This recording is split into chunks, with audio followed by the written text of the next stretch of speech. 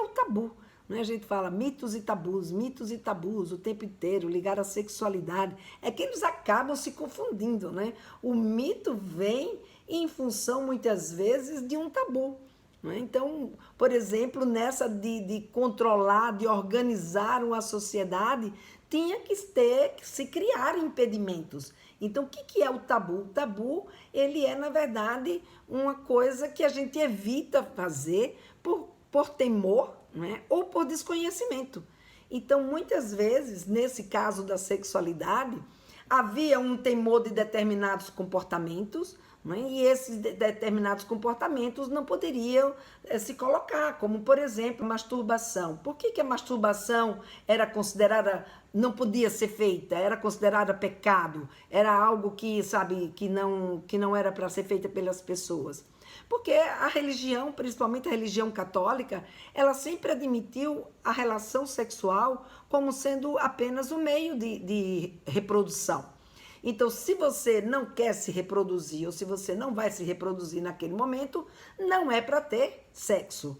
Então, se não é para ter sexo, então, como se fosse possível, né, a gente segurar os nossos... Quer dizer, é até possível a gente segurar, mas há muito duras penas. Então, para isso, eles tiveram que trabalhar de uma forma muito forte no sentido de conter esse desejo sexual, de conter essa vontade sexual, uma vez que eles queriam que essa premissa dada pela igreja fosse cumprida. Então, dentro disso, valia qualquer tipo de manifestação ligada à sexualidade, principalmente a masturbação. Né? E mais, a masturbação, principalmente em relação ao homem, o homem ejacula. E ao ejacular, ele estava, segundo a visão da época, desperdiçando o sêmen. E o sêmen não era uma coisa a ser desperdiçada, porque para eles isso era considerado já vida. Então, nesse sentido, e por conta disso, que a masturbação foi tão crucificada, né? Foi tão crucificada, foi tão proibida, foi tão desqualificada, foi tão impedida, né? Ou seja, o tabu da masturbação foi tão forte que até hoje a gente carrega com a gente esse tabu da masturbação. Então, e mais, né? Como a gente muitas vezes não vai buscar o conhecimento para saber de onde veio isso, por que isso acontece, a gente acaba passando isso de pai para filho, né? de mãe para filha, e a gente vai deixando essas coisas irem levando sem a gente questionar, sem a gente ver.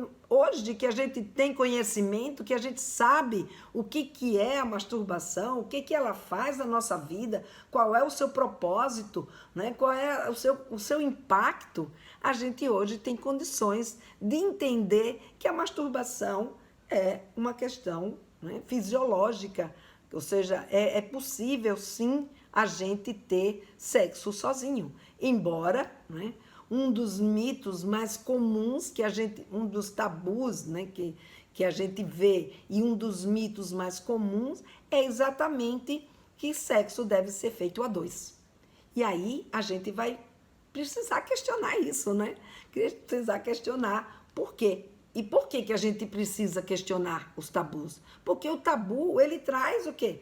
Pré-julgamentos. Então, se eu considero que a masturbação é uma situação deplorável, que não é coisa, sabe, de uma pessoa boa, que não é coisa a ser feita por as pessoas que eu amo e que tá ali comigo, ou mesmo eu, porque aquilo me desqualifica. Ou seja, eu vou criar julgamentos em cima dessas pessoas baseados nesse entendimento que eu tenho da masturbação. A mesma coisa, sabe, vai com atitudes preconceituosas. Então eu vejo alguém e fico sabendo, eu soube, adolescente se masturba muito. Aquele menino deve ser um menino que se masturba demais. Eu quero distância. Nem vou pegar na mão dele, porque vai que a mão dele está suja de sêmen. Né? Então a gente vai criando essas atitudes discriminatórias, essas falas discriminatórias, né? Diante de situações. Por quê? Porque a gente continua alimentando aí um mito e um tabu que não faz mais sentido hoje para a nossa realidade. Né? E a gente acaba também estigmatizando pessoas, grupos.